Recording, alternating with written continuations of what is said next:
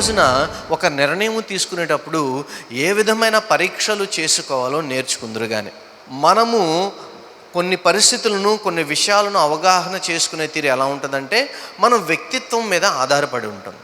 కొన్ని విషయాలను అవి ఎలా ఉన్నాయో అలా చూడటం కంటే మనం ఎలా ఉన్నాము అన్న దాని మీద ఆధారపడి ఉంటుంది. ఉదాహరణకు, ఒక వ్యక్తి మరొక అమ్మాయితో కలిసి రోడ్డు మీద నడుస్తూ ఉన్నాడు. మన ఆలోచనలు బట్టి వాళ్ళిద్దరిని గురించి మనం మంచిగానన్నా ఆలోచన చేయొచ్చు, లేదా తప్పుగానన్నా ఆలోచన చేయొచ్చు. ఒక ఇద్దరు బండి మీద వెళ్తూ ఉన్నారు, యవ్వన సోదరులు ఇద్దరు వెళ్తూ ఉన్నారు.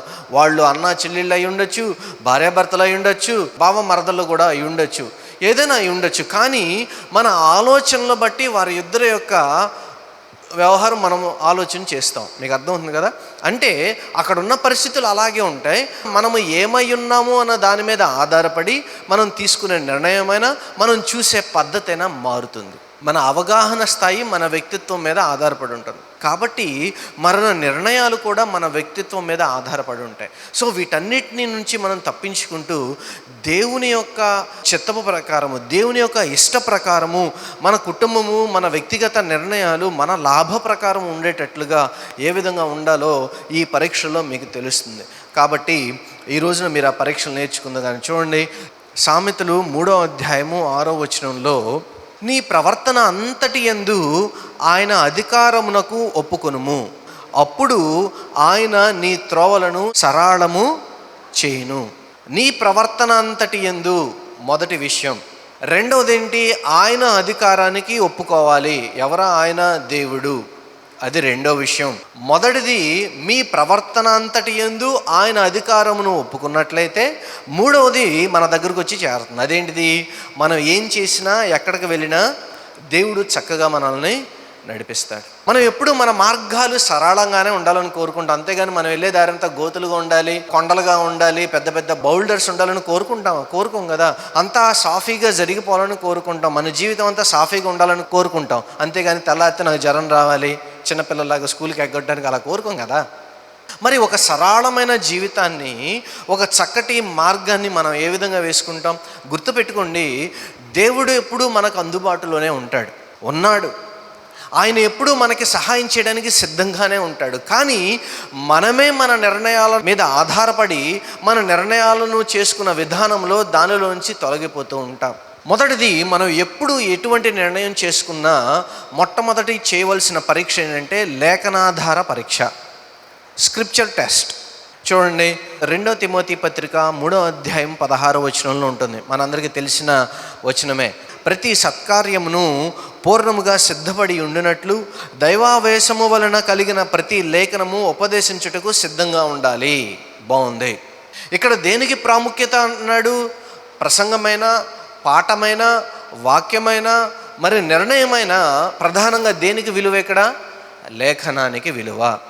ఉదాహరణకు, మీకు ఉన్నట్లుండి ఎవరో ఆశ చూపిస్తారు, ఈరోజు మీరు 1000 రూపాయలు పెట్టండి, రేపు మీకు 2000 ఇస్తానని. మనము ఈరోజు రూపాయి పెడితే రేపు 2 రూపాయలు ఎక్కడి నుంచి వస్తుంది? ఆలోచన ఉండాలి కదా. లేఖనం ఏం చెప్తుంది దీని గురించి? మీరు చేయగలిగిన దానికంటే, మీకున్న దానికంటే ఎక్కువ మీరు సంపాదించలేరు. దాంట్లో సందేహం లేదు. మనం రోజు సామెతలు ఎందుకు చదువుకుంటున్నాం? దేవుడి యొక్క సూత్రాలు మీ జీవితానికి సరిపడేటట్లు మీరు ఏ విధంగా నడవాలి, జ్ఞానం ఏ విధంగా కలగాలి, ఏ విధంగా మోసగింపబడకూడదు, ఏ విధంగా మీరు మోసములో పడకూడదు అన్న దాని విషయంలో మనం నేర్చుకుంటూ ఉన్నారు. ప్రభువారు అంటాడు కదా, నీకున్నదంతా అమ్మి నన్ను వెంబడించమంటాడు. ఒక వ్యక్తి వచ్చి అడిగితే, కానీ ఆ వ్యక్తి వ్యసన పడుతూ వెళ్ళిపోతాడు. ఎందుకని? తన దగ్గర చాలా ఉంది కాబట్టి. అప్పుడు అంటాడు, మనం ఆ సందర్భాన్ని చూస్తాం, ధనికుడు పరలోకన రావడం చాలా కష్టము. ఇక్కడ ధనమును గురించి మాట్లాడట్లేదు, కానీ ధనమును గురించిన ఆలోచన గురించి ప్రభువు వారు మాట్లాడుతూ ఉన్నాడు.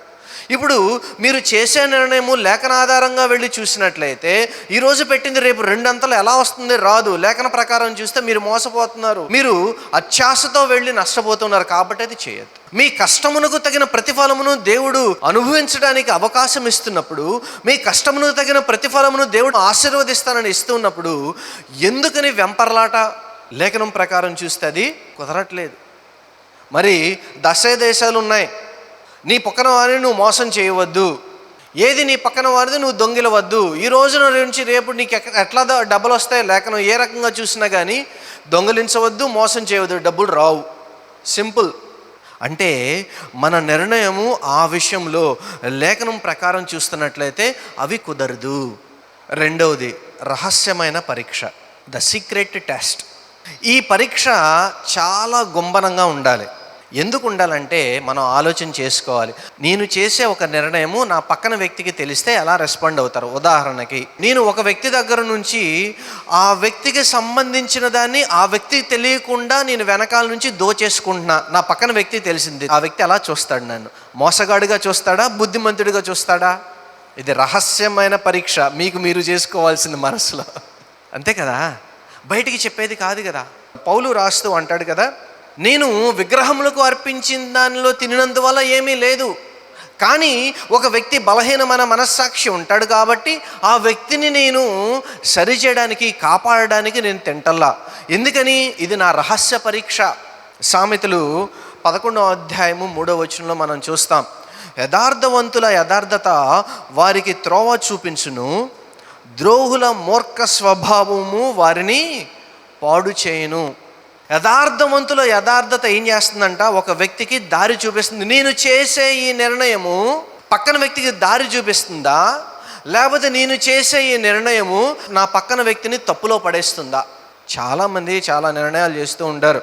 పక్కన వాళ్ళకి సహాయం చేయకపోగా మరొక వ్యక్తిని అది పాడు చేసేటట్లుగా ఉంటుంది.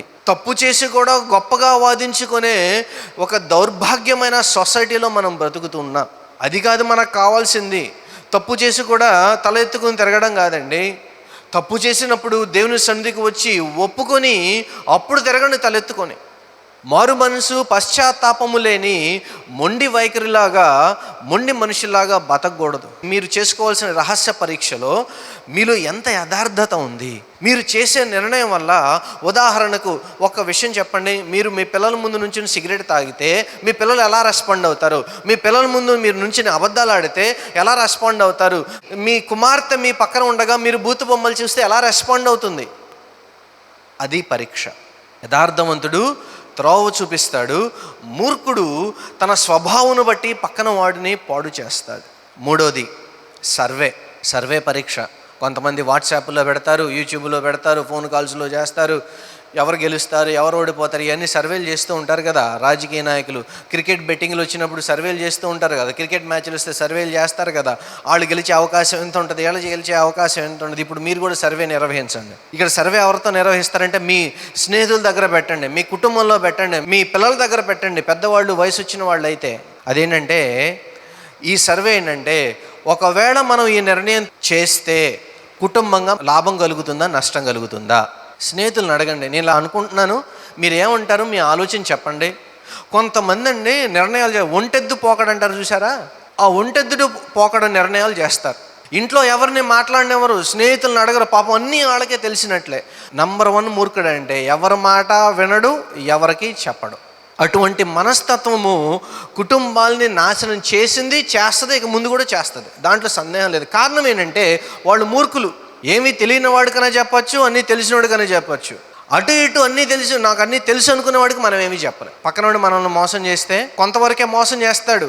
అదే మనల్ని మనం మోసం చేసుకున్నాం అనుకోండి, జీవితాలే నాశనం అయిపోతాయి. సర్వే నిర్వహించండి, అడగండి, అయ్యా నేను ఎట్లా అనుకుంటున్నాను, అబ్బాయి నేను ఎట్లా అనుకుంటున్నాను, అమ్మ నేను ఎట్లా అనుకుంటున్నాను. మీ భార్యతోనూ, మీ పిల్లలతోనూ, లేదు మీ తల్లిదండ్రులతోనూ, మీ స్నేహితులతోనూ చర్చించండి. 1-2 మార్లు అడగండి. అడిగిన తర్వాత నిర్ణయం తీసుకోండి. ఏం పోయింది? ఒక షర్టు కొనడానికి 100 మందిని అడుగుతారు, ఇన్స్టాగ్రాము, ఫేస్బుక్లో పెడతారు. కానీ జీవితంలో ప్రాముఖ్యమైన నిర్ణయాలు తీసుకునేటప్పుడు మాత్రం తల్లిదండ్రులకు చెప్పరు, ఇంట్లో లేదా పెద్దలకు చెప్పరు, లేకపోతే మరి స్నేహితులకు చెప్పరు. పిచ్చి అన్ని కొనడానికి, పిచ్చి వేషాలు వేయడానికి మాత్రం ఇన్స్టాగ్రాములోను, ఫేస్బుక్లోను పోస్టులు.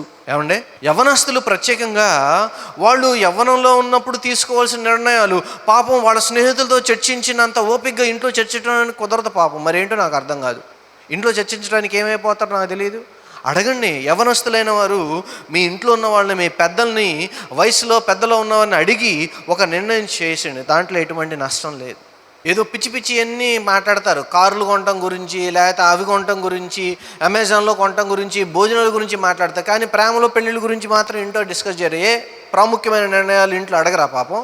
సర్వే అడగండి. అడిగి 1కి 2 మార్లు మీరు తెలుసుకొని దానిని మీరు నిర్ణయించినట్లయితే అందరి యొక్క బలము, అందరి యొక్క ఆశీర్వాదము, అందరి యొక్క ప్రార్థన నిర్ణయంలో ఉంటుంది. అవునా కదా? నేను ఒక మంచి పని చేస్తానని ముందుకు వచ్చినప్పుడు, మనం ఒక మంచి నిర్ణయం చేసినప్పుడు, ఆ నిర్ణయం చేయడానికి అవకాశము లేదు. మనకు ఆలోచన ఇచ్చిన స్నేహితులు కానీ, చుట్టాలు కానీ, మన తోటివారు కానీ, లేదు సంఘస్థులైన మీరు కానీ తోడుగుండి నిలబడతారు. అదే నేను నా ఇష్టం వచ్చిన చేసుకెళ్తానంటే మీరు ఎవరైనా నిలబడతారా? 10 మందితో మాట్లాడడం, 10 మందిని కలుపుకుని వెళ్ళడం నేర్చుకుంటాం మనందరికీ ఎంతైనా దీవెన. 4వది ఆధ్యాత్మిక పరీక్ష. పలానా నిర్ణయం తీసుకోవడానికి నేను వేరే వాళ్ళ ఒత్తిడి మీద నేను నిర్ణయం తీసుకుంటున్నానా, లేదు దేవుని ఆత్మ నడిపింపు ప్రకారం దీన్ని నేను తీసుకుంటున్నానా? అసలు మీరు తీసుకునే నిర్ణయాలలో ఎన్నిసార్లు ప్రార్థన చేసి తీసుకుంటారు నిర్ణయం? దేవుని యొక్క చిత్తము అని మాట్లాడే మనకి దేవుని ఆత్మ నడిపింపు ఎంత బాగా ఉంది ఈ విషయంలో. మనకి ఎలా పడితే అలా నిర్ణయం తీసుకుని దేవుడు నడిపించాడని చెప్తారు. అసలు దీనంత అబద్ధం ఇంకో చోట ఉంటుంది. ఎప్పుడైనా చూసారా? దేవుడు నన్ను ప్రేరేపించాడంటారు. పాపం, మరి దేవుడు ప్రేరేపిస్తే మీరు ఎందుకు నష్టపోయారు చెప్పండి? నాకు తెలియక అడుగుతాను నేను. మన ఇష్టం వచ్చినట్టు మన నిర్ణయాలు చేసుకోవటమును దేవుడు ప్రేరేపించాడని దేవుడి మీద తోయటం ఇదో పెద్ద ఫ్యాషన్ అయిపోయింది జనాలకి. దేవుడు ప్రేరేపించినప్పుడు దానిని నష్టము రాకుండా, కష్టము రాకుండా, ఒకవేళ వచ్చినా దానిలో నిలబడగలిగిన శక్తి సామర్థ్యాలు దేవుడు తన ఆత్మతో మీకు తెలియచేస్తాడు, ఇస్తాడు. యోబును దేవుడు పరీక్షించినప్పుడు, నష్టపోయినప్పుడు దేవుని ఆత్మ ఆయనతో ఉందా లేదా? ఉంది. దేవుడు ఆత్మ ఆయనతో మాట్లాడిందా లేదా? మాట్లాడింది. స్నేహితుల ద్వారా ఆయనతో మాట్లాడా లేదా? మాట్లాడాడు. దేవుడే దిగి వచ్చి చివరికి యోబుతో మాట్లాడాడు కదా. అంటే మన నిర్ణయము ఆత్మీయంగా ఉందా లేదా? కొంతమంది మనుషుల మెప్పు కొరకు నిర్ణయాలు తీసుకుంటారు. గుర్తుపెట్టుకోండి, మీ పక్కన వాళ్ళనో, మీ ఇంట్లో వాళ్ళ మెప్పు కోసమో, లేదో మీ సొసైటీలో గొప్ప చూపించుకోవడానికో, ఒక కారు కొన్నా, ఒక స్థలం కొన్నా, ఒక ఇల్లు కొన్నా, ఒక ఫోన్ కొన్నా, ఒక బట్ట కొన్నా అది ఎందుకు పనికిరానిది అయిపోతుందని గుర్తుపెట్టుకోండి. ఒక వ్యక్తి కోసం మీరు కొనవద్దు. మీకు అవసరమైతే దేనైనా కొనుక్కోండి, కానీ చూపించుకోవడానికి మాత్రం మీరు కొనవలసిన అగత్యం లేదు, మీకు అవసరం లేదు. మీ అందరికీ తెలిసిన ఒక సూత్రం చెప్తా. మీరు ఎంత గొప్పవాళ్ళైనా మీకంటే ఇంకోటి గొప్పవాడు ఉంటాడు. మీరు ఎంత గొప్పవాళ్ళైనా మీరు ఇంకోటి దగ్గరికి వెళ్ళి చేతులు కట్టుకోవాల్సిందే. అవునా కదా? అలాంటప్పుడు అసలు ఆ గొప్ప కోసం ఎందుకు పాకులాడటం? మీకు అర్థమవుతుంది కదా. ఎప్పుడు మీకంటే ఇంకోటి గొప్పగా ఉన్నప్పుడు మీరు ఏ విధంగా ఉన్నారో, మీకు ఎంత అనుగ్రహించబడిందో, మీకు ఎంత శక్తి సామర్థ్యాలు ఉన్నాయో దాని ప్రకారం జీవించండి, సరిపోతుంది కదా. లేని దానికోసం వెంపర్లాట, ఏదో చూపించుకోవాలని ప్రాకులాట, అన్నిటి మధ్యలో నలిగిపోవడం, మానసికంగా నలుగుడు, ఆర్థికంగా నలుగుడు, ఇంట్లో నలుగుడు, దాని తోడు మళ్ళీ మైగ్రేన్లు వస్తాయి. ఎక్కువగా ఆలోచన చేసి బుర్ర బద్దలైపోతూ ఉంటుంది, జుట్టు రాలిపోతుంది, అనారోగ్యాలన్నీ వస్తూ ఉంటాయి. ఆలోచన ఎక్కువ చేసుకొని అనారోగ్యాలు కొనుక్కోవడం అవసరం. అవన్నీ మీరు చేసేటప్పుడు ఆధ్యాత్మికంగా పరీక్ష చేసుకోండి. నేను మనుషుల మెప్పు కొరకు పాటుపడుతున్నానా, దేవుని మెప్పు కొరకు పాటుపడుతున్నానా? పౌలు అంటాడు కదా, గలతీ పత్రిక 1వ అధ్యాయము 10వ వచనం, ఇప్పుడు నేను మనుషుల దయను సంపాదించుకొన చూచుచున్నానా, దేవుని దయను సంపాదించుకొన చూచుచున్నానా? నేను మనుషులను సంతోషపెట్టగోరుచున్నానా? నేనెప్పటికీ మనుషులను సంతోషపెట్టువాడనైతే క్రీస్తు దాసుడను కాకపోదును. ఇంత బ్రతుకు బతికి, ఇంతమందికి సువార్త చెప్పి, ఇన్ని ప్రయాణాలు చేసి, ఇన్ని సంఘాలు కట్టిన తర్వాత నేను మీ మెప్పు నేను కోరుకుంటున్నానా? కాదు. నేను ఎవరి మెప్పును కోరుకుంటున్నాను? దేవుని మెప్పునే. ఒకవేళ నేను మనుషుల మెప్పు కోసం ఏ నిర్ణయం చేసినా, ఏ ప్రయత్నం చేసినా, నేను యేసుక్రీస్తు దాసుడును కాలేను అని చెప్తూ ఉన్నాడు. అది ఆత్మీయ పరీక్ష. మీరు ఎవరి మెప్పు కోసం ఈ నిర్ణయం చేస్తున్నారు? 5 తొట్టుపాటు పరీక్ష. అదేంటంటే, నేను తీసుకునే నిర్ణయం వలన ఎవరైనా తప్పులో పడతారా? కొంతమంది కొన్ని నిర్ణయాలు, నేను బాగుంటే చాలు, పక్కన వాళ్ళు ఏమైపోయినా పర్లేదు. ఈ రోజుల్లో స్వార్థము కూడా సిగ్గుపడేంత స్వార్థం జనాలలో ఉందంటే ఆశ్చర్యం కలక్క మానదు. స్వార్థమే నిజంగా మనిషిగా మన పక్కకు వస్తే సిగ్గుపడి తలదంచుకుంటుంది. అంతటి స్వార్థాన్ని చూపిస్తూ ఉన్నారు జనాలు. నేను ఏమైనా పర్లేదు, నేను ఎలా ఉన్నా పర్లేదు, పక్కన వాళ్ళు ఏమైపోయినా పర్లేదు, నేను బాగుండాలని కోరుకునే మనస్తత్వాలు. ఒకప్పుడు నేనేమైపోయినా పర్లేదు, పక్కన వాళ్ళు బాగుంటే బాగుండు అన్న చూసే మనుషులు ఇప్పుడు పక్కన వాళ్ళు ఏమైపోయినా పర్లేదు, నేను బాగుంటే చాలన్న విషయాన్ని మనం వింటూ ఉన్నాం, చూస్తూ ఉన్నాం. ఏమండి, నేను బాగుంటేనే కదండి పక్కన వాళ్ళకి చేసేది. రైటే. అలా అని నువ్వు బాగుంటానికి పక్కన వాళ్ళకి కిందకి తొక్కడం, నువ్వు బాగుండాలని పక్కన వాళ్ళు నష్టం చేయడం, నువ్వు బాగుండాలని పక్కన వాళ్ళు చంపేయడం, వాళ్ళ ఆస్తులని లాక్కోవడం, ఏంటిది అంతా? ఎవరి గురించో మనం మాట్లాడుకుంటున్నాం. క్రైస్తవేతరుల సంగతి తీసి పక్కన పెడితే సంఘంలో ఉన్న క్రీస్తు భక్తి పరులే కొన్నిసార్లు ఇలా చేయడం చాలా చాలా శోచనీయం. తొట్టుపాటు పరీక్ష. నేను చేసే ఈ నిర్ణయం వల్ల నా పక్క వ్యక్తి ఏమైనా నష్టపోతాడా, నా పక్క వ్యక్తి యొక్క ఆధ్యాత్మిక స్థితి ఏమవుతుంది, నా పక్క వ్యక్తి దగ్గర ఉన్న ఆరోగ్యం ఏమవుతుంది, ఆర్థిక విషయాలు ఏమవుతాయి, లేదు దేవుని సంబంధమైన విషయాల్లో ఈ వ్యక్తి ఏమన్నా ఉంటాడా పోతాడా. రోమపత్రిక 14వ అధ్యాయం 21వ వచనంలో మనం చూస్తాం, మాంసము తినుట గాని ద్రాక్షారసము త్రాగుట గాని నీ సహోదరుని కడ్డము కలుగజేయనిది మరి ఏదియు గాని మానివేయుట మంచిది. ఏం చెప్తున్నాడు? నువ్వు మాంసం తిన్నా, ద్రాక్షారసం తాగినా, సంఘములో ఉన్న నీ తోటి వ్యక్తి దానికి ఇబ్బంది పడినట్లయితే ఆ ఇబ్బంది ప్రకారం నువ్వు వదిలే. ఎందుకని? ఆ వ్యక్తి యొక్క భక్తి బలహీనపడేటట్లు నేను నిర్ణయం ఉంది కాబట్టి అది చేయడం సరైనది కాదు. మరలా చెప్తున్నాను, తొట్టుపాటు పడేటట్లు అది మీరు కానీ మీ పక్క వ్యక్తి కానీ తప్పేటట్లు భక్తిలో నుంచి ఆధ్యాత్మిక స్థితిలో నుంచి వెళ్ళిపోయే నిర్ణయం మీరేమీ చేయొద్దు. ప్రత్యేకించి ఇది ఎక్కడ వస్తుందంటే డబ్బుల్లోనే వస్తుంది. మనీ విషయాల్లో జాగ్రత్త. మీరు అప్పు ఇవ్వవద్దు, అప్పు తీసుకునవద్దు. భక్తిలో ఎదగాలి అంటే మీ నిర్ణయాలు సరైనవై ఉండాలి. భక్తిలో ఎదగాలంటే, మీ ఆత్మీయ స్థితిలో మీరు ఎదగాలి అంటే, మీ పక్కనున్న వ్యక్తి భక్తిలో నిలబడాలి అంటే మీరు తీసుకునే నిర్ణయం జాగ్రత్తగా ఉండాలి. తొట్టుపాటు పరీక్ష, అది 5వది. ఇప్పుడు 6వది పీస్ టెస్ట్, ప్రశాంతత పరీక్ష. ఈ ప్రశాంతమైన పరీక్ష ఏంటంటే, నేను ఈ నిర్ణయం తీసుకున్నప్పుడు ప్రార్థన చేస్తారు కదా. మీరు ఒక నిర్ణయం చేసినప్పుడు ప్రార్థన చేస్తారా? చేసుకుంటాం కదా, ప్రాముఖ్యమైన నిర్ణయాలు చేసినప్పుడు. ఆ ప్రార్థన చేసినప్పుడు మీకు ఏ విధంగా అనిపిస్తుంది? మీకు ప్రశాంతంగా ఉందా మనసులో, లేకపోతే ఏదైనా గందరగోళంగా ఉందా? ప్రత్యేకించి వివాహాల సందర్భం వచ్చినప్పుడు ప్రార్థనలు చేస్తాం కదా. పిల్లల్ని ఎక్కడికన్నా పంపాలి అన్న విషయంలో ప్రార్థనలు చేస్తాం, ఉపవాసాలు ఉంటాం. ఏదైనా ఆస్తులు కొనేటప్పుడు మనం ప్రార్థన చేస్తాం. ప్రాముఖ్యమైన నిర్ణయాలు చేసేటప్పుడు ప్రార్థనలు చేసుకుంటాం, ఉపవాసాలు ఉంటాం. ప్రభువా, ఈ నిర్ణయం నాకు సరైనదా కాదా అని ఉపవాసాలు ఉండి ప్రార్థన చేస్తూ ఉంటాం. అది మీకు ఎలా తెలుస్తుందంటే, ఒక పరీక్ష, 6వ పరీక్ష ఏంటంటే, మీకు ఆ ప్రశాంతతను దేవుడిస్తాడు. మీకు ఒక సంతోషం వస్తుంది మనసులో నుంచి, మీకు ఒక ఆనందం వస్తుంది. Yes, this is what it is. నేను ఇలా చేయడం వల్ల నాకు సంతోషం కలుగుతుంది, ఆనందం కలుగుతుంది, ఈ పరీక్ష వల్ల నాకు లాభం కలుగుతున్న పూర్తి నమ్మకం ఉందన్న ఆ సాటిస్ఫాక్షన్ మీలో ఉంటుంది. నిర్ణయం చేసిన తర్వాత ఎక్కడ కంగారు రాదు. నిర్ణయం చేసిన తర్వాత దేవుడు ఆ సందర్భంలో కూడా చుట్టూతో మీకు కలత చెందవలసిన పరిస్థితులు వచ్చినప్పుడు కూడా మీరు ప్రశాంతంగానే ఉంటారు. అది ప్రశాంతత పరీక్ష. ఫిలిప్పీ పత్రిక 6-7 వచనాలు చూసినట్లయితే, నేను మిమ్మల్ని జ్ఞాపకము చేసుకున్నప్పుడల్లా నా దేవునికి కృతజ్ఞతాస్తుతులు చెల్లించుచున్నాను. నా బంధకముల యందును నేను స్వార్థ పక్షమున వాదించుట యందును దానిని స్థిరపరచుట యందును మీరందరూ ఈ కృపలో నాతో కూడా పాలువారై ఉన్నారు గనుక నేను మిమ్మును నా హృదయంలో ఉంచుకొని ఉన్నాను. ఇందుచేత మిమ్మల్ని అందరి గురించి ఇలాగూ భావించుట నాకు ధర్మమే. ఫిలిప్పీలకు రాస్తూ చెరలో ఉండి రాస్తాడు కదా, మీ కొరకు నేను పడిన కష్టము ఇప్పుడు నాకు ప్రశాంతతనిస్తుంది. అదేంటది? అది ఎంతో శ్రమపడి కష్టపడి ఈ సంఘమును స్థాపించిన తర్వాత ఫిలిప్పీకి రాస్తూ జైల్లో ఉండి అంటాడు కదా, నాకు ఎంతో ఆనందంగా ఉంది, దేవుని కృప మీ మీద ఉందని, దేవుని కృపలో మీరు కూడా పాలివారై ఉన్నారని నాకు ఎంతో ఆనందాన్ని సంతోషాన్ని కలగచేస్తుంది అంటాడు. ఇప్పుడు ఎక్కడున్నాడు ఆయన? కష్టంలో ఉన్నాడు.